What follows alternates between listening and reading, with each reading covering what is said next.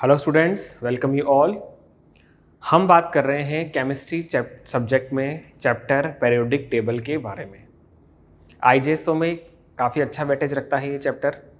और इस चैप्टर में अभी तक लास्ट क्लास में हम बात कर चुके हैं कि जो पीरियोडिक टेबल हम लोग पढ़ रहे हैं उससे अरेंज करने में, उसे प्रोवाइड करने में किन किन साइंटिस्ट का क्या क्या कॉन्ट्रीब्यूशन रहा है। हमने बात की थी लेवोजियर के बारे में, हमने बात की थी डोब्रेनियर ट्राइट्स के बारे में, न्यूलैंड्स ऑक्टेव के बारे में, फिर हम लोगों ने बात की थी लोदरमेयर कर्व के बारे में, और फिर हम बात कर रहे थे मेंडलीव पीरियोडिक टेबल के बारे में। लास्ट क्लास में हमने जो टॉपिक डिस्कस किया है वो है modern periodic table. Modern periodic table क्या होती है, किस तरह से मेंडलीव पीरियोडिक लॉ को मोज़ले पीरियोडिक लॉ में कन्वर्ट किया गया, हमने एटॉमिक मास को रिप्लेस कर दिया एटॉमिक नंबर से, क्या फिनोमिना था ये हम देख चुके हैं। प्लस हम लोगों ने मॉडर्न पीरियोडिक टेबल के अंदर एलिमेंट को ब्लॉक्स में किस तरह से क्लासिफाई किया है, एस, पी, डी और एफ ब्लॉक की फॉर्म में, ये हम लास्ट क्लास में देख चुके थे। हमारी आज की क्लास का टॉपिक रहने वाला है पीरियोडिक प्रॉपर्टी। चलिए हम इनके बारे में बात करते हैं, वन बाय वन हम डिस्कस करेंगे। तो सबसे पहले हम बात कर रहे हैं, आज की क्लास का जो हेडिंग है हमारा वो है periodic property.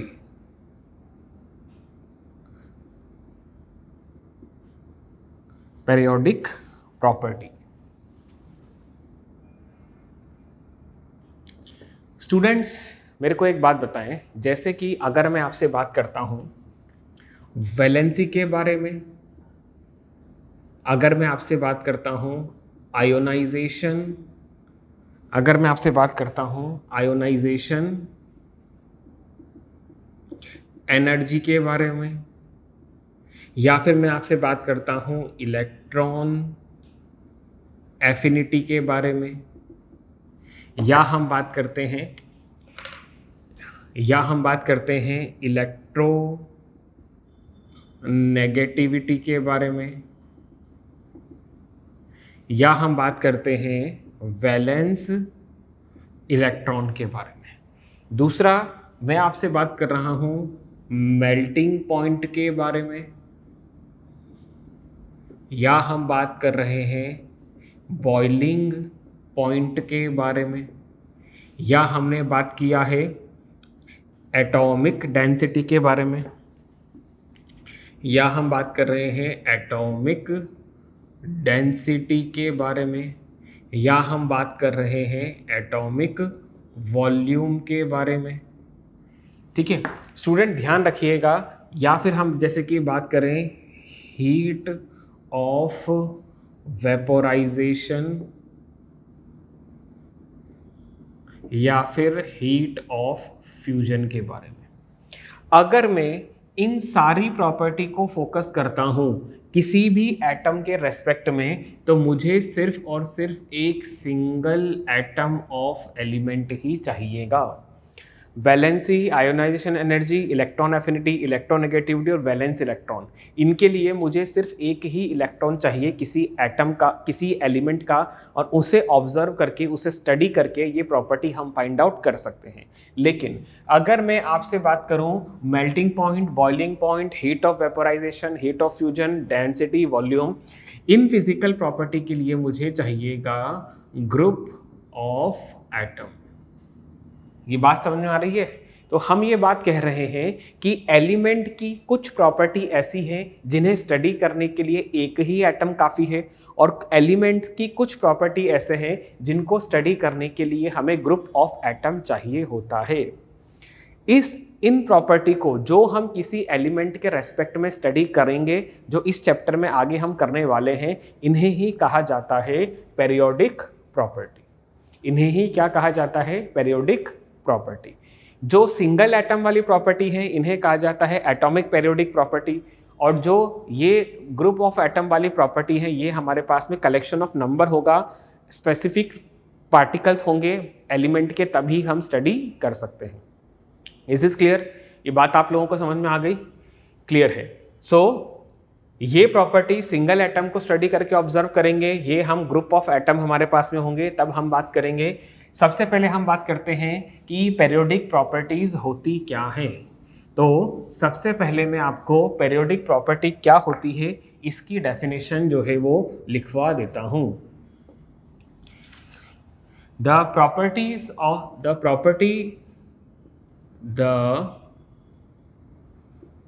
property of element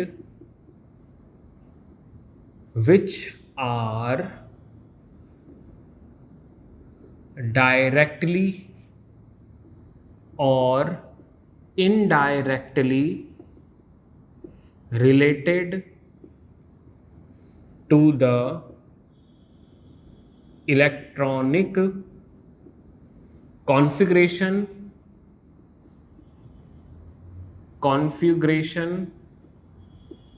of atom and shows a regular gradation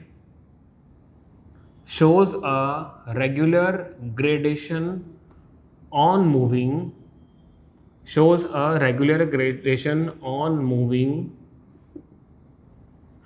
across a period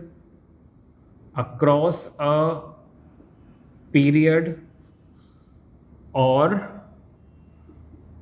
top to bottom in a group। अगर हमारे पास में किसी भी एटम की कोई ऐसी प्रॉपर्टी है जो डायरेक्टली और इनडायरेक्टली उस एटम के इलेक्ट्रॉनिक कॉन्फ़िगरेशन से रिलेटेड है और ये प्रॉपर्टी रेगुलर ग्रेडेशन, यहाँ पर मैं अपग्रेडेशन और डिग्रेडेशन की बात नहीं कर रहा हूँ। ग्रेडेशन का मतलब है चेंज होगा, या तो बढ़ेंगी या घटेंगी, ठीक है। And shows a regular gradation on moving across a period और top to bottom in a group. Across a period आप लेफ्ट टू राइट मूव कर रहे हो, टॉप टू बॉटम आप एक ग्रुप में मूव कर रहे हो। पीरियड में या ग्रुप में किसी भी तरह से मूव किया जाए, अगर प्रॉपर्टी में ग्रेडेशन या डिग्रेडेशन आ रहा है तो वही हमारे पास में उस एटम की पेरियोडिक प्रॉपर्टी कहलाएगी। Is this clear student? आप ये बात ध्यान रखिएगा, मॉडर्न पेरियोडिक टेबल में हमने बात की थी आफ्टर सर्टेन इंटरवल जो केमिकल प्रॉपर्टी और फिजिकल प्रॉपर्टी होती है वो रिपीट होती हैं। क्यों? Because of periodicity. यही हमारे को यहाँ पर पढ़ना है, ठीक है। तो सबसे पहले हम बात कर रहे हैं जिस प्रॉपर्टी को हम आज की क्लास में पढ़ने वाले हैं वो है हमारे पास एटॉमिक रेडियस। सबसे पहले जो प्रॉपर्टी हम पढ़ रहे हैं पेरियोडिक प्रॉपर्टी ऑफ एलिमेंट में वो है हमारे पास atomic radius. Student, atomic radius हम एटम को अज्यूम कर रहे हैं एज अ स्फेयर। हम क्या अज्यूम कर रहे हैं? एटम को एज अ स्फेयर अज्यूम कर रहे हैं। अगर एटम एक स्फेयर है तो आउटर मोस्ट सरफेस के इलेक्ट्रॉन का न्यूक्लियस के सेंटर से जो डिस्टेंस होगा वही डिस्टेंस उस स्फेयर की रेडियस कहलाएगा और यही रेडियस हमारी एटॉमिक रेडियस होगी उस एटम की। क्लियर है? क्या मैंने कहा है वो आपको मैं लिखवा देता हूं, please note it down. The distance between center of nucleus of atom to the valence shell electron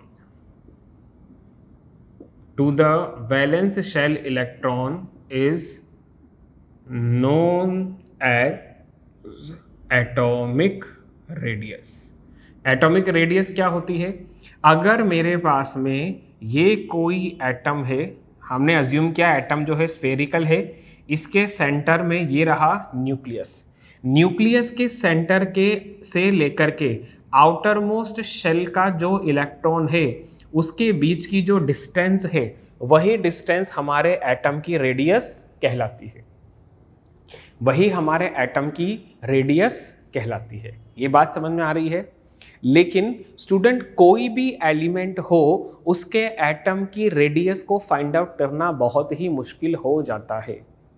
क्यों हो जाता है? उसके कुछ कारण हैं। क्या कारण है? एटम का साइज। एटम का साइज इतना छोटा होता है कि हमारे पास में कोई स्केल या मीटर नहीं है या मेजरिंग इंस्ट्रूमेंट नहीं है कि हम एटम की रेडियस को फाइंड आउट कर सके। रेडियस तो क्या, हम उसका डायमीटर ही फाइंड आउट नहीं कर सकते। अगर डायमीटर फाइंड आउट कर सकते तो हम उसको हाफ करके रेडियस पता लगा लेते, लेकिन ऐसा कोई इंस्ट्रूमेंट अभी तक है नहीं, क्योंकि एटम का जो साइज होता है वो बहुत ही छोटा है, बहुत ही माइन्यूट साइज है। इस वजह से एटम के रेडियस को किसी स्केल से मेजर कर पाना हमारे लिए बहुत ही मुश्किल हो जाता है। पहली बात तो ये। दूसरा, एटम जो है, अगर मैं नोबल गैस की बात ना करूं, नोबल गैस के अलावा हर एटम एलिमेंट का जो एटम है वो कंबाइंड स्टेट में होता है। जब कभी भी एटम कंबाइंड स्टेट में होता है तो उसके इलेक्ट्रॉन का जो अरेंजमेंट है, इलेक्ट्रॉनिक कन्फिग्रेशन, वो डिस्ट्रैक्ट हो जाता है, वो बिगड़ जाता है। उस कंडीशन में भी, कंबाइंड स्टेट में भी हमारे लिए एटम की रेडियस को इस तरह से फाइंड आउट करना बहुत ही मुश्किल हो जाएगा। प्लस एक और कारण भी है कि एटम की रेडियस को आसानी से मेजर क्यों नहीं किया जा सकता। मान लीजिए ये एक एटम है और ये हमारे पास में दूसरा एटम है। अगर इसके आउटर मोस्ट शेल में 2 इलेक्ट्रॉन होंगे तो वो इस इलेक्ट्रॉन को रिपल करेंगे, लेकिन ये इस इलेक्ट्रॉन को अट्रैक्ट, ये न्यूक्लियस इनको अट्रैक्ट भी तो करेगा। तो किसी भी एटम की विसिनिटी में, कांटेक्ट में जब कोई दूसरा एटम आ जाता है, देखो ये बाउंडेड नहीं है लेकिन वो उसके कांटेक्ट में आ गया है ना, मतलब उसके न्यूक्लियस के जो अट्रैक्शन जोन है उसमें आ गया है, तो वो इस एटम के इलेक्ट्रॉन अरेंजमेंट को बिगाड़ देगा, डिस्टर्ब कर देगा। इस वजह से भी इस एटम की एटॉमिक रेडियस को फाइंड आउट करना हमारे लिए मुश्किल हो जाता है। बात समझ में आई? एटॉमिक रेडियस क्या होती है वो हमने पढ़ा, लेकिन किसी भी एक एटम की एटॉमिक रेडियस फाइंड आउट करना इंडिविजुअली पॉसिबल नहीं है। तो हम क्या करते हैं, जो एटॉमिक रेडियस हम पढ़ रहे हैं उसको हम रेफरेंस मान लेते हैं।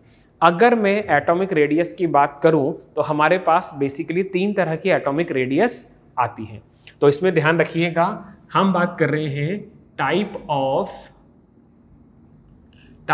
Of atomic radius. कितने टाइप की एटॉमिक रेडियस हो सकती है? इसमें सबसे पहले हम बात कर रहे हैं कोवेलेंट रेडियस के बारे में। सबसे पहले हम लोग बात कर रहे हैं कोवेलेंट रेडियस के बारे में। डेफिनेशन लिख लेते हैं, फिर आपको समझाते हैं कि कोवेलेंट रेडियस होती क्या है। Covalent radius, it is the half of the distance, it is the half of the distance between the center of nuclei of the covalently center of nuclei of the covalently bonded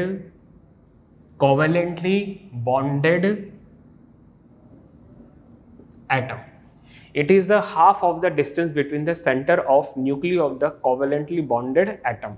अगर आपके पास कोई भी 2 atom mutual sharing of electron की वजह से covalent bond बनाते हैं, उस कंडीशन में दोनों ही एटम के सेंटर के बीच की जो डिस्टेंस है आप उसे मेजर कीजिए, उसका हाफ कर दीजिए, यही हमारे पास कोवेलेंट रेडियस होती है। जैसे कि अगर मैं आपसे बात करता हूं हाइड्रोजन एटम के बारे में, ये रहा हाइड्रोजन का एक एटम और ये उसका इलेक्ट्रॉन, ये रहा दूसरा हाइड्रोजन का एटम और ये रहा उसका एक इलेक्ट्रॉन। जब ये दोनों एटम आपस में मिलकर के H2 मॉलिक्यूल की फॉर्मेशन करते हैं तो यहाँ पर कुछ इस तरह से कोवेलेंट बॉन्ड की फॉर्मेशन हो जाती है। ये म्यूचुअल शेयरिंग ऑफ इलेक्ट्रॉन की वजह से जो दोनों ही हाइड्रोजन का ड्यूप्लेट कंप्लीट हो गया है, ये हमारे पास कोवेलेंट बॉन्ड की फॉर्मेशन करता है। तो हम ये कह सकते हैं कि H2 जो है यहाँ पर दो हाइड्रोजन के एटम जो है वो एक दूसरे पर ओवरलैप हो रहे हैं, इस तरह से ओवरलैप हो रहे हैं। आउटर मोस्ट शेल जो है वो ओवरलैप होकर के H2 मॉलिक्यूल बना रहा है। अब अगर आप एक हाइड्रोजन एटम की रेडियस पता करना चाहते हो, वही दूसरे हाइड्रोजन की एटॉमिक रेडियस भी होगी, है ना। तो हम क्या करेंगे, ये जो दोनों हाइड्रोजन एटम हैं इनके न्यूक्लियस की एक दूसरे से डिस्टेंस पता कर लीजिए। दोनों ही हाइड्रोजन एटम की आपस में न्यूक्लियस के बीच की जो डिस्टेंस है उसे पता कर लीजिए और उसका हाफ कर लीजिए, वही हमारे पास में जो है हाइड्रोजन की रेडियस हो जाएगी। हाइड्रोजन की जो कोवेलेंट रेडियस होगी वो हमारे पास में होगी AB/2। AB के बीच के डिस्टेंस का आधा कर लो, आपके पास कोवेलेंट रेडियस ऑफ हाइड्रोजन आपको पता चल जाएगा। ठीक है, अब एक बात मैं बताऊं आपको, हाइड्रोजन के केस में ये जो AB होता है, दोनों हाइड्रोजन एटम के न्यूक्लियस के बीच की जो डिस्टेंस होती है ये होती है हमारे पास में 0.74 पिकोमीटर। कितनी होती है ये? 0.74 पिकोमीटर। तो अगर मैं 0.74 पिकोमीटर का आधा कर दूंगा तो ये डिस्टेंस मेरे पास में आ जाएगी अबाउट 0.37 पिकोमीटर, या फिर इसे मैं 37 एंगस्ट्रॉम भी कह सकता हूं, या फिर इसे मैं 37 एंगस्ट्रॉम भी कह सकता हूं। Is this clear?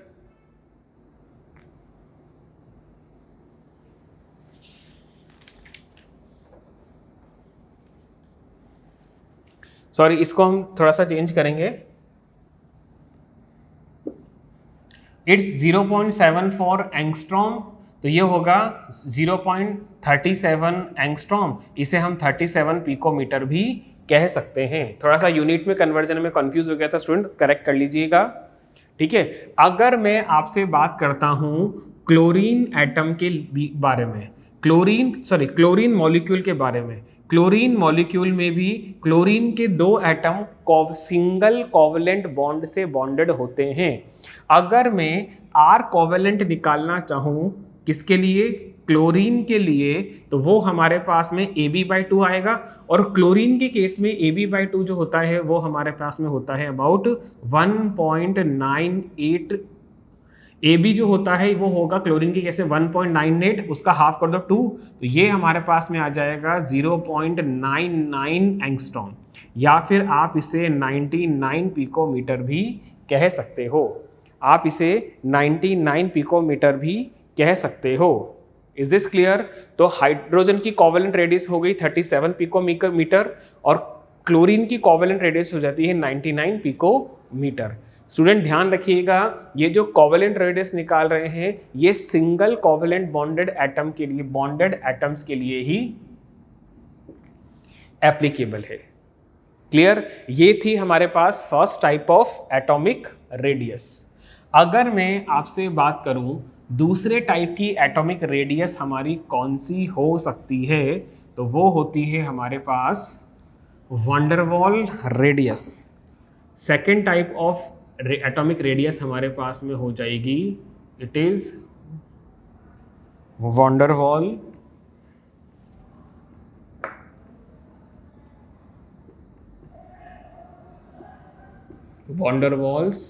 Radius. Definition लिख लेते हैं पहले, फिर इसके बारे में हम बात करेंगे।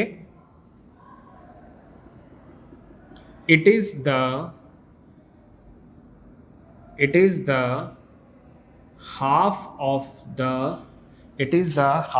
The distance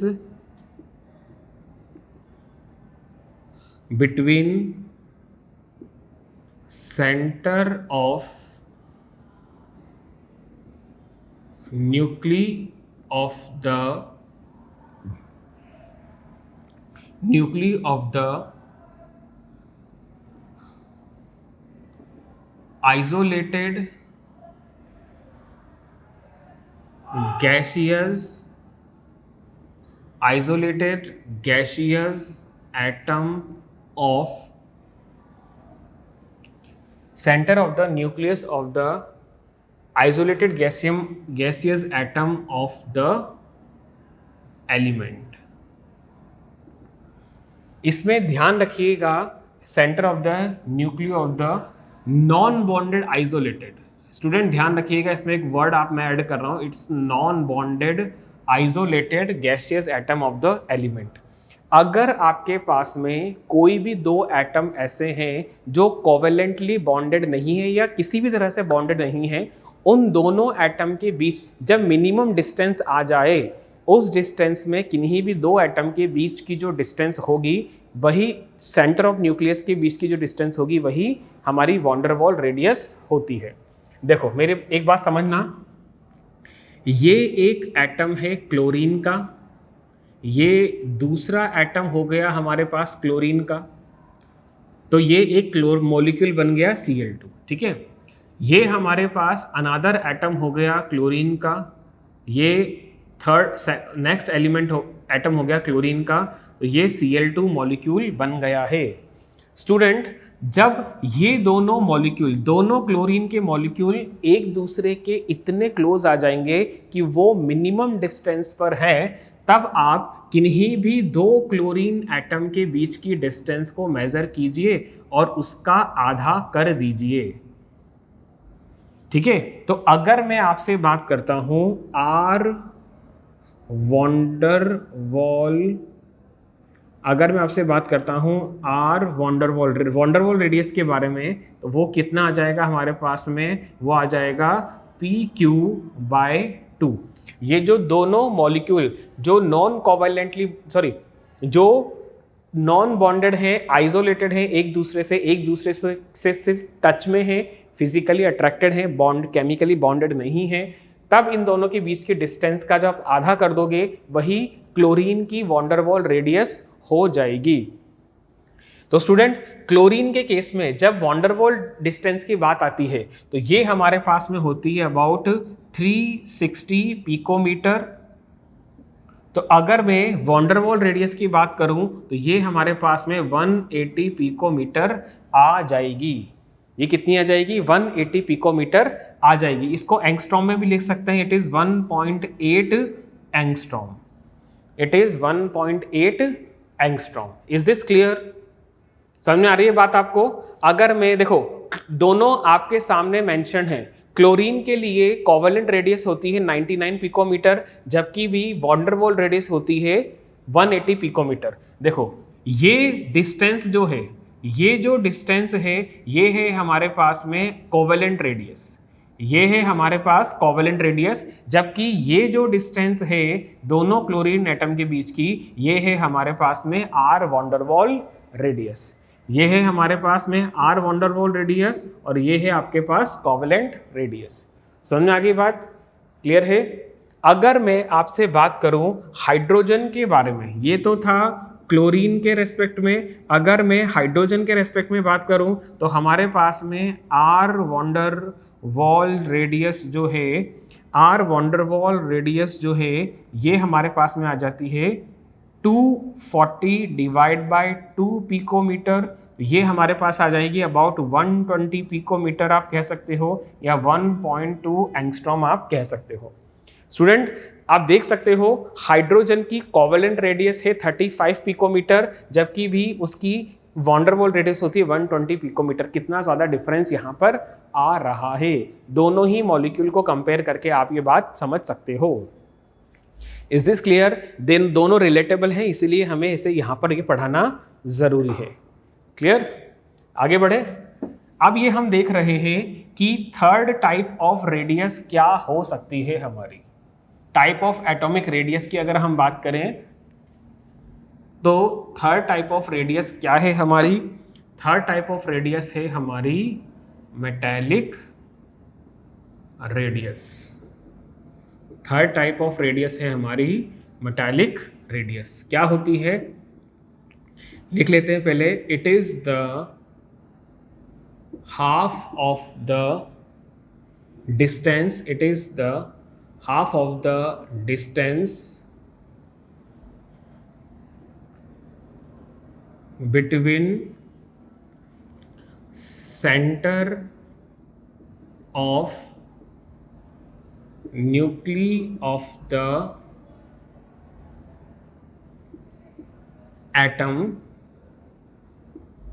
which are closely packed in metallic crystal lattice. Metallic crystal lattice के अंदर अरेंज्ड किन्हीं भी दो एटम के बीच की जो मिनिमम डिस्टेंस होगी, जो एक दूसरे से बहुत क्लोजली प्लेस्ड हैं, उनके बीच न्यूक्लियस की जो डिस्टेंस होगी, न्यूक्लियस के सेंटर की जो डिस्टेंस होगी, उसे ही हम मेटेलिक रेडियस कह देते हैं। जैसे कि अगर मेरे पास में कोई भी ब्लॉक है मेटल कॉपर का, अगर मेरे पास में कोई भी एक ब्लॉक है मेटल कॉपर का, तो हम क्या करेंगे, यहाँ पर ये देख रहे हैं कॉपर का एक एटम दूसरे कॉपर के एटम के साथ सिर्फ कांटेक्ट में है, सिर्फ सरफेस से ये दोनों कॉपर एटम एक दूसरे को टच किए हुए हैं, ये ना तो ओवरलैप हो रहे हैं और ना इनके बीच में कोई डिस्टेंस बहुत ज़्यादा आ रहा है। तो अगर आपसे पूछा जाए कि मेटेलिक रेडियस हमारे पास मेटल क्रिस्टल की क्या हो जाएगी, तो वो हो जाएगा XY/2। दोनों ही क्लोज पैक्ड एटम्स के बीच के न्यूक्लियस के जो डिस्टेंस है उसका हाफ कर दीजिए, वही मेटेलिक रेडियस हमारी बन जाती है। क्लियर? और आप स्टूडेंट ये समझ सकते हो, जो मेटेलिक रेडियस है वो ऑलमोस्ट एग्जैक्ट रेडियस होती है एटम की। आप खुद सोचिए, एक्स वाई की डिस्टेंस का अगर आप हाफ करोगे तो यही डिस्टेंस निकल के आएगी, तो ये डिस्टेंस एटम की एग्जैक्ट रेडियस को भी रिप्रेजेंट कर रही है। क्लियर? अब अगर आपसे पूछा जाए कि तीनों तरह की जो रेडियस है, कोवेलेंट, वॉन डेर वाल और मेटेलिक रेडियस, इनके बीच में रिलेशन क्या है, कौन ज़्यादा है कौन कम है, चलिए आइए हम देखते हैं। तो अगर मैं आपसे बात करूं रिलेशन के बारे में कि इन तीनों में रिलेशन क्या है, तो स्टूडेंट हमेशा ध्यान रखिएगा, आर कोवेलेंट जो है इसकी डिस्टेंस बहुत कम होगी, इससे थोड़ी सी ज़्यादा होती है हमारे पास में आर मेटेलिक रेडियस की, और सबसे ज़्यादा वैल्यू जो होती है वो हमारे पास वॉन डेर वाल रेडियस की वैल्यू होती है। This is the relation. जो तीन टाइप की एटॉमिक रेडियस आप लोगों ने पढ़ी है, कोवेलेंट, वॉन डेर वाल और मेटेलिक, इनमें से कोवेलेंट रेडियस सबसे छोटे डिस्टेंस की होगी किसी भी एक एलिमेंट के लिए, है ना। मेटेलिक रेडियस उससे थोड़ी ज़्यादा होगी और वॉन डेर वाल रेडियस उससे भी ज़्यादा होती है। अब यहाँ पर मैं आपको एक पॉइंट और नोट करवाना चाहूँगा स्टूडेंट, कोवेलेंट रेडियस जो होती है वो जनरली मेजर की जाती है नॉन मेटल्स के लिए। कोवेलेंट रेडियस जनरली मेजर की जाती है नॉन मेटल्स के लिए, जबकि भी मेटेलिक रेडियस मेजर की जाती है मेटल्स के लिए। अब आप ये सोच रहे होंगे sir van der Waals radius किसके लिए मेजर की जाती है? वॉन डेर वाल रेडियस सिर्फ और सिर्फ मेजर की जाती है नोबल गैसेस के लिए, नोबल गैसेस के लिए या फिर इनर्ट गैसेस के लिए इन्हें मेजर किया जाता है। स्टूडेंट आप एक बात सोचिए, नोबल मेटल ना तो किसी से केमिकली बाउंडेड होते हैं, ना ये कोवेलेंट बॉन्ड बनाएंगे, ना ये मेटल लैटिस में है, तो इन्हें मेजर करने के लिए देखो, ये रहा हीलियम का एक एटम, ये रहा दूसरा हीलियम का एटम। जब ये एक दूसरे से मिनिमम डिस्टेंस पर होंगे तब इनके बीच की डिस्टेंस का आधा कर दीजिए, यही हमारे पास हीलियम की रेडियस को रिप्रेजेंट करता है। And you will be surprise to know कि हाइड्रोजन की जो कोवेलेंट रेडियस, हाइड्रोजन की जो वॉन डेर वाल रेडियस है, हीलियम की वॉन डेर वाल रेडियस भी वही है, इट इज 1.2 एंगस्ट्रॉम। क्लियर है? तो नोबल मेटल के लिए वॉन्डरवॉल रेडियस मेजर की जाती है, मेटल्स के लिए मेटेलिक रेडियस और नॉन मेटल्स के लिए कोवेलेंट रेडियस। ये आपके लिए यहाँ पर 3 टाइप्स ऑफ एटॉमिक रेडियस जो है उनका रिलेशन निकल करके आ रहा है। एंड आई होप कि आप लोगों को समझ में भी आ रहा होगा। देखो, अगर आपको ये तीनों ही तरह की एटॉमिक रेडियस समझ में आ गई है तो नेक्स्ट हम लोग बात कर रहे हैं ट्रेंड इन एटॉमिक रेडियस की। किसी भी मॉडर्न पीरियोडिक टेबल के पीरियड में लेफ्ट टू राइट मूव करने पर एटॉमिक रेडियस में क्या चेंजेस आते हैं और टॉप टू बॉटम मूव करने पर एटॉमिक रेडियस में क्या चेंजेस आते हैं। तो अब हम बात कर रहे हैं वेरिएशन। एक सेकेंड, वेरिएशन पढ़ने से पहले हम एक और टाइप की एटॉमिक रेडियस को यहां पर इन्फ्लुएंस कर रहे हैं। चलो उसको बाद में इन्फ्लुएंस करेंगे, पहले हम पढ़ते हैं variation in atomic radius in across a period. Variation of atomic radius in a group. किसी भी ग्रुप में टॉप टू बॉटम जाने पर एटॉमिक रेडियस में क्या चेंजेस आते हैं। सो हम यहां पर ये देख रहे हैं atomic radius increases on moving top to bottom in a group। किसी भी ग्रुप में टॉप टू बॉटम जाने पर एटम की जो रेडियस है, एटॉमिक रेडियस है, वो कंटिन्यूसली इंक्रीज होती चली जाएगी। स्टूडेंट, अगर हम एस ब्लॉक एलिमेंट की बात करें तो हम यहाँ पर जिक्र कर रहे हैं मेटेलिक रेडियस का। अगर मैं पी ब्लॉक एलिमेंट की बात करता हूँ तो हम यहाँ पर जिक्र कर रहे हैं कोवेलेंट रेडियस का। देखो क्या रीजन है, because on moving top to bottom in a group, valence electron is placed in a new shell. देखो, लिथियम है, सोडियम है, पोटेशियम है, रुबिडियम है, केसियम है। लिथियम में इलेक्ट्रॉनिक कन्फिग्रेशन होता है 2,1, सोडियम में हो जाएगा 281, पोटेशियम में हम बात कर रहे हैं 2881 के बारे में, रुबिडियम में हम बात कर रहे हैं 288, 18 और 1 के बारे में, केसियम में हम बात कर रहे हैं 288, 18 और 1 के बारे में। स्टूडेंट, अगर आप ये देखो, हम यहाँ पर एटॉमिक रेडियस अज्यूम कर रहे हैं कि सेंटर से लेकर के वैलेंस इलेक्ट्रॉन के बीच की जो डिस्टेंस है। अब आप ये बात जान रहे हो, यहाँ पर वैलेंस इलेक्ट्रॉन सेकंड शेल में रखा हुआ है, सोडियम में थर्ड में, पोटेशियम में फोर्थ में, रुबिडियम में फिफ्थ में और सीजियम में सिक्स्थ में। तो जैसे जैसे वैलेंस इलेक्ट्रॉन नए शेल में प्लेस किया जाएगा, वैसे वैसे हमारे एटम की size top to bottom move करने पर रेगुलर इंक्रीज होती चली जाएगी। क्लियर? ये बात समझ में आ रही है? यही चीज सब ग्रुप के लिए भी एप्लीकेबल, सारे ग्रुप हैं उनके लिए भी एप्लीकेबल है। चाहे आप लोग चैल्कोजेंस की बात करो, आप निक्टोजेंस की बात करो, हैलोजेंस की बात करो। क्लियर है? सभी ग्रुप में वर्टिकल कॉलम ऑफ एलिमेंट जो है उनके अंदर मूव करने पर एटम का साइज रेगुलरली इंक्रीज होता चला जाएगा। क्यों? क्योंकि हम जो वैलेंस इलेक्ट्रॉन है वो एक नए शेल के अंदर प्लेस कर रहे हैं। समझ में आ रही है बात ये आप लोगों को? अच्छा, अगर आप लोगों को ये बात समझ में आ रही है कि अक्रॉस अ ग्रुप किस तरह से वेरिएशन करेगा एटॉमिक रेडियस का, नेक्स्ट हम बात कर रहे हैं variation of atomic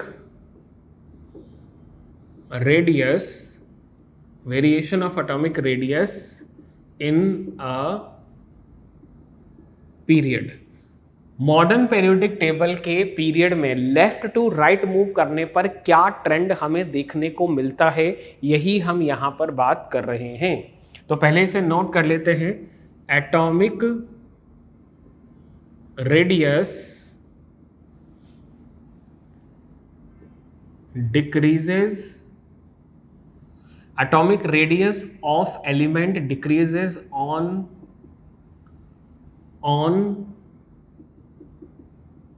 moving across a period in modern periodic table। Modern periodic table में जब हम left to across a period, यहां पर अक्रॉस अ पीरियड का मतलब हम बात कर रहे हैं लेफ्ट टू राइट की, हम लोग लेफ्ट टू राइट की मूवमेंट की बात कर रहे हैं। Atomic radius decreases on moving left to right across a period in a modern periodic table. देखो ऐसा हो क्यों रहा है, जैसे कि अगर मैं आपसे बात करता हूं sodium, magnesium, aluminium, silicon, phosphorus, sulphur, chlorine के बारे में। स्टूडेंट यहाँ पे हम ऑर्गन या नोबल गैसेस को इंक्लूड नहीं कर रहे हैं, क्योंकि नोबल गैसेस के केस में वॉन्डरवॉल रेडियस काउंट की जाती है। हम यहाँ पर काउंट कर रहे हैं मेटेलिक रेडियस और कोवेलेंट रेडियस दोनों को। क्लियर? देखो जितने भी एलिमेंट लिखे हैं इन सबके सेकंड शेल में ही इलेक्ट्रॉन प्लेस किया जाना है। अगर मैं आपसे बात करूं नंबर ऑफ प्रोटॉन के बारे में, 11 है सोडियम में, मैग्नीशियम में 12, एल्यूमिनियम में 13, सिलिकॉन में 14, फास्फोरस में 15, सल्फर में 16, सॉरी यहाँ पे कार्बन नहीं आएगा, सिलिकॉन आएगा। सिलिकॉन के आउटर टोटल 17 इलेक्ट्रॉन हमारे पास,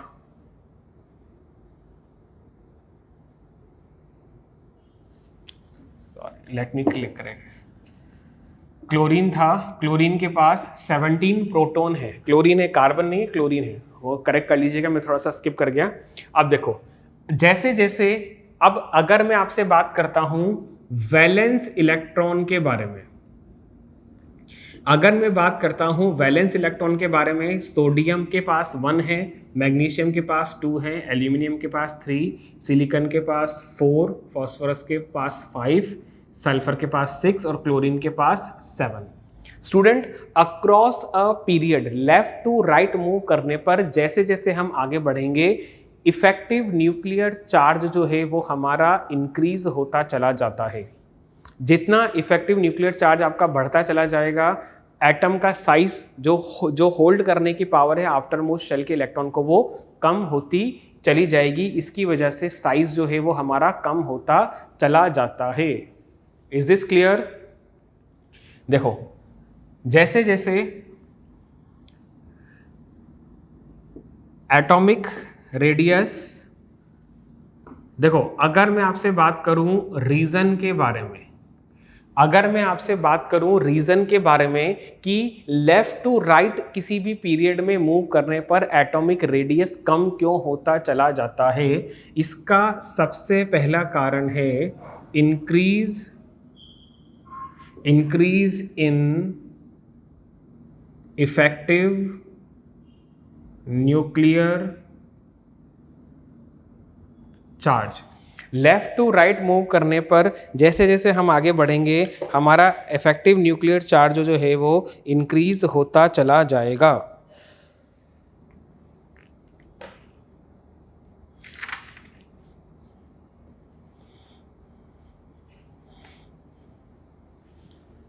ठीक है, रीजन क्या है? देखो यहां पर एक इलेक्ट्रॉन को 11 प्रोटॉन अट्रैक्ट कर रहे थे, यहां पर 2 इलेक्ट्रॉन को 12 प्रोटॉन अट्रैक्ट करेंगे। तो अल्टीमेटली जैसे जैसे आप लोग लेफ्ट टू राइट मूव करते चलते चले जाओगे, अगर हमारा जो Z इफेक्टिव है वो होता है हमारा पास एक्चुअल एटॉमिक नंबर या number of proton in nucleus divide by, हम इसे शील्डिंग कांस्टेंट से रिप्रेजेंट करते हैं, इसे हम शील्डिंग कांस्टेंट से रिप्रेजेंट करते हैं। जैसे जैसे नंबर ऑफ वैलेंस इलेक्ट्रॉन या जैसे जैसे number of electron inner shell और वैलेंस शेल में बढ़ते चले जाएंगे, ये चीज तो कांस्टेंट है, ये चीज बढ़ती चली जाएगी, तो ये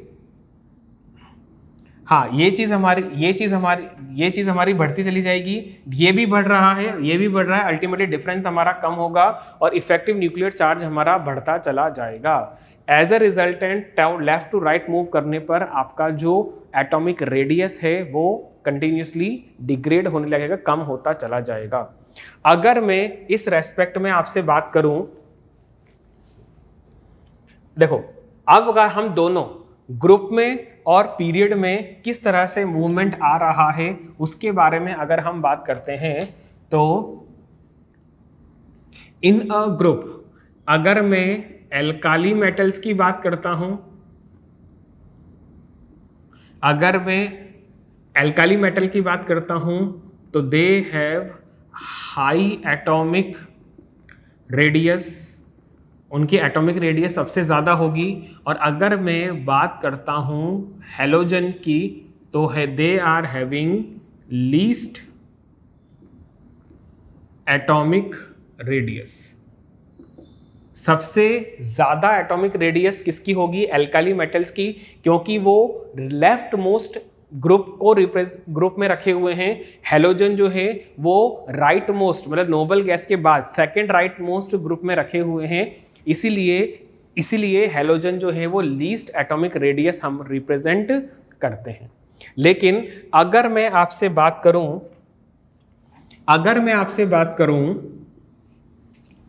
पेरियोडिक किसी भी पीरियड में लेफ्ट टू राइट मूव करने पर क्या ट्रेंड आएगा, तो अगर मेरे पास ये एक रिप्रेजेंटेशन है पेरियोडिक टेबल का, हमने कहा लेफ्ट टू राइट मूव करने पर एटॉमिक रेडियस डिक्रीज होती है ना, ठीक है। तो मतलब राइट टू लेफ्ट मूव करने पर ये इंक्रीज होगी और टॉप टू बॉटम मूव करने पर भी ये इंक्रीज ही होगी। तो सबसे ज़्यादा एटॉमिक रेडियस पेरियोडिक टेबल में शो करेगा हमारा एलिमेंट सीजियम, और सबसे शॉर्ट एलिमेंट, जो सबसे छोटा एटम हमारे पूरी पेरियोडिक टेबल में होगा, वो होगा फ्लोरीन। क्यों? क्योंकि ये टॉप राइट में प्लेस्ड है। सीजियम सबसे ज़्यादा क्यों है? क्योंकि ये लेफ्ट बॉटम में प्लेस्ड है। क्लियर? समझ में आ रही है बात आप लोगों को? अगर इस ट्रेंड से बात की जाए तो सबसे smallest atom in periodic table हमारे पास में हो जाता है फ्लोरीन, और सबसे biggest element atom in periodic table हो जाता है हमारे पास में सीजियम। यहां पर फ्रेंशियम मेंशन नहीं करोगे क्योंकि वो रेडियो एक्टिव एलिमेंट है, वो वैसे भी डिग्रेड होता रहता है। यहां पर हम स्टेबल एलिमेंट के बारे में बात कर रहे हैं। Effective nuclear charge regular increase होता चला जाता है अक्रॉस अ पीरियड, इसीलिए एटम का साइज जो है वो कम होता चला जाएगा। ठीक है, अगर हम इनको कंपेयर करें तो chlorine is smaller than sulphur than phosphorus than silicon than aluminium than sodium than magnesium. ये हमारे पास ट्रेंड है किसी भी पीरियड में एलिमेंट के एटॉमिक साइज का। Is this clear? आप लोगों को समझ में आ गई ये बात?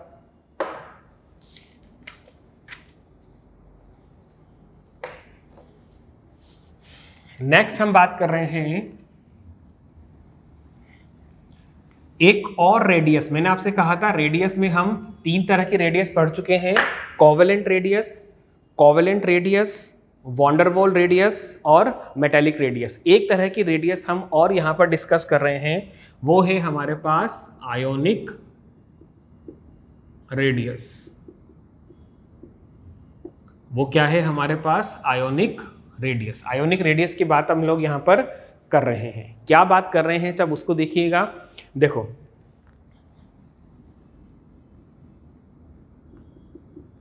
it is the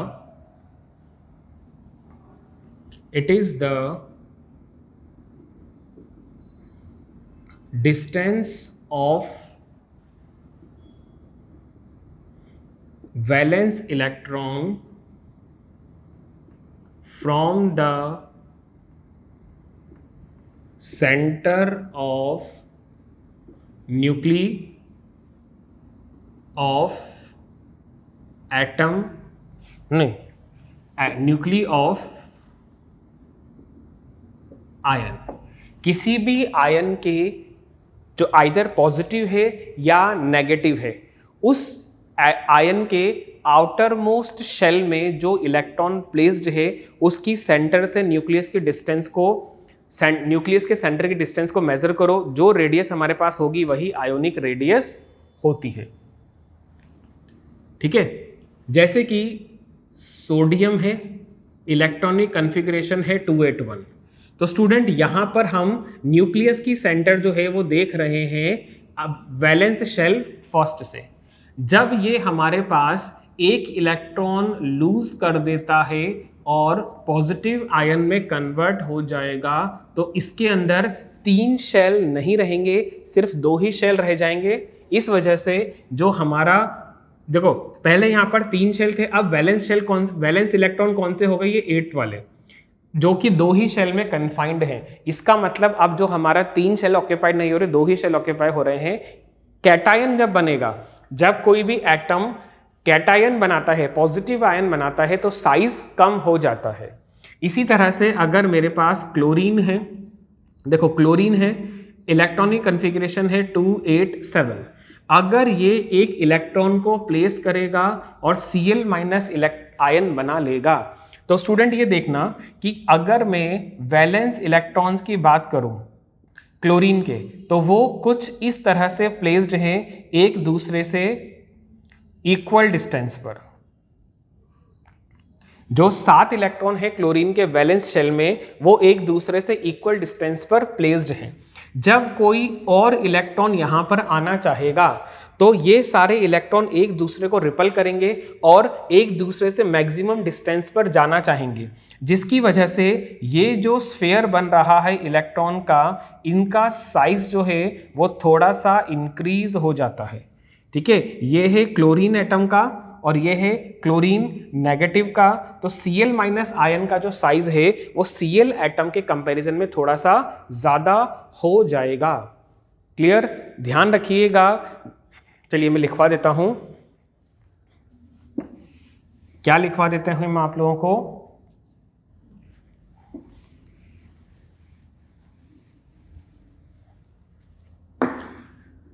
सबसे पहली बात, size of a cation is always smaller than its neutral atom. जो भी न्यूट्रल एटम होगा, अगर वो कैटायन की फॉर्मेशन कर रहा है तो कैटायन का साइज जो है वो उस न्यूट्रल एटम से हमेशा कम ही रहता है। दूसरा हम क्या बात कर रहे हैं,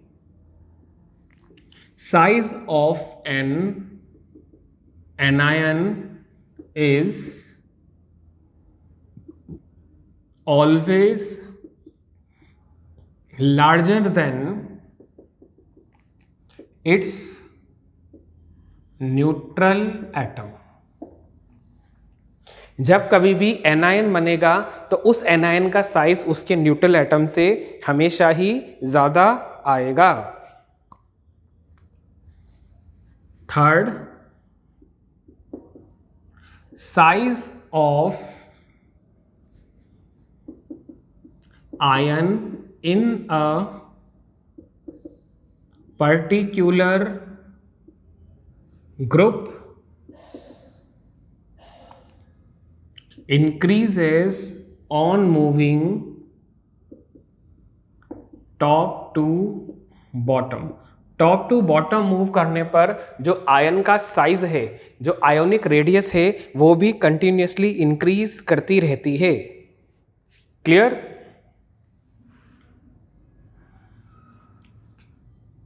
fourth, size of iso electronic species, the size of isoelectronic species decreases as the effective nuclear charge increases। अगर आपके पास में आइसो इलेक्ट्रॉनिक स्पीशीज का कोई ग्रुप है, तो जो आइसो इलेक्ट्रॉनिक स्पीशीज होंगी जिनके total number of electron same रहते हैं, या वैलेंस इलेक्ट्रॉन आप कह लो, वैलेंस इलेक्ट्रॉन जो है वो सेम रहते हैं, number of valence electron same रहते हैं, तो जो साइज होता है आइसो इलेक्ट्रॉनिक स्पीशीज का, जैसे जैसे इफेक्टिव न्यूक्लियर चार्ज बढ़ेगा, साइज जो है वो कम होता चला जाएगा। ठीक है, आप क्या करो, जैसे कि मेरे पास है, अब मेरे पास अवेलेबल है Na+, मेरे पास है Mg+2, मेरे पास में है Al+3। ठीक है, आपसे पूछा जाए इन तीनों का साइज आपको कंपेयर करना है, तो क्या ये आइसो इलेक्ट्रॉनिक है? बिल्कुल है। कैसे? सबके पास में नंबर ऑफ इलेक्ट्रॉन जो है वो 10 ही है, लेकिन अगर मैं एटॉमिक नंबर की बात करूं, सोडियम में है 11, मैग्नीशियम में है 12 और एल्यूमिनियम में हो जाता है 30। तो आप क्या करो, Z/E की वैल्यू निकालो, सॉरी आप क्या करो, E/Z की वैल्यू निकाल लो। E/ जितना ज़्यादा होगा एटॉमिक रेडियस, देखो E/Z रेशियो जितना ज़्यादा होगा, रेडियस आपकी उतनी ही ज़्यादा होगी। इस कंडीशन में अगर मैं कंपेयर करूं आपसे, तो देखो E सबका सेम है, Z वेरी कर रहा है, इसका मतलब रेडियस उसकी सबसे ज़्यादा होगी जिसका एटॉमिक नंबर कम होगा। तो हम कह सकते हैं इस केस में Na+ जो है it is larger in size than Mg+2 and it is more larger than size Al+3। Clear है? ये बात समझ में आ रही है? जैसे जैसे इफेक्टिव न्यूक्लियर चार्ज बढ़ता चला जाएगा, वैसे वैसे आपके साइज जो है वो कम होता चला जाएगा। Is this clear? इसमें एक पॉइंट और नोट करके लिखिएगा student, size of mono positive ion is always larger than by positive ion. अब इस बात का मतलब क्या है, जो मैंने लास्ट पॉइंट आपको लिखवाया है, इस बात का मतलब क्या है वो आप समझिएगा। इधर देखना, मैग्नीशियम है, आउटर मोस्ट शेल में 2 इलेक्ट्रॉन हैं, पहले ये अपना एक इलेक्ट्रॉन लूज करके Mg+1 बना लेगा 281, और सेकंड में ये जो Mg+1 है ये अपने आउटर मोस्ट शेल में से एक इलेक्ट्रॉन रिमूव करके Mg+2 बना लेगा।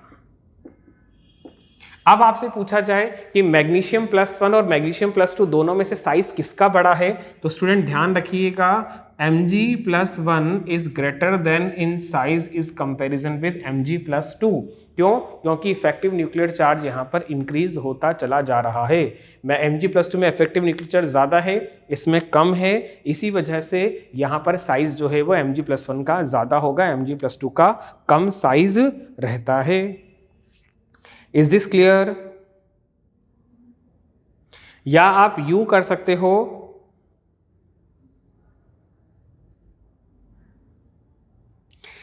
आप ऐसे समझ सकते हो, जितना ज्यादा पॉजिटिव चार्ज होगा, जितना ज्यादा पॉजिटिव चार्ज बढ़ेगा, साइज उतना ही कम होता चला जाएगा। देखो Mg+2 पर पॉजिटिव चार्ज ज्यादा है, +1 पर कम है, इसलिए इसका साइज छोटा है, इसका साइज ज्यादा बड़ा है। क्लियर? तो स्टूडेंट आज की क्लास में हमने समझा कि पेरियोडिक प्रॉपर्टी जो होती है उनमें एटॉमिक रेडियस किसी भी एटम की, चाहे वो कोवेलेंट हो, मेटालिक हो, वॉन्डरवॉल हो या आयोनिक रेडियस हो, पीरियड में लेफ्ट टू राइट मूव करने पर और ग्रुप में टॉप टू बॉटम मूव करने पर कैसे मूव करती है। नेक्स्ट क्लास में हम बात करेंगे आयोनाइजेशन एनर्जी और इलेक्ट्रॉन एफिनिटी के बारे में। तब तक के लिए keep learning. Thank you so much everyone. मिलते हैं नेक्स्ट क्लास में।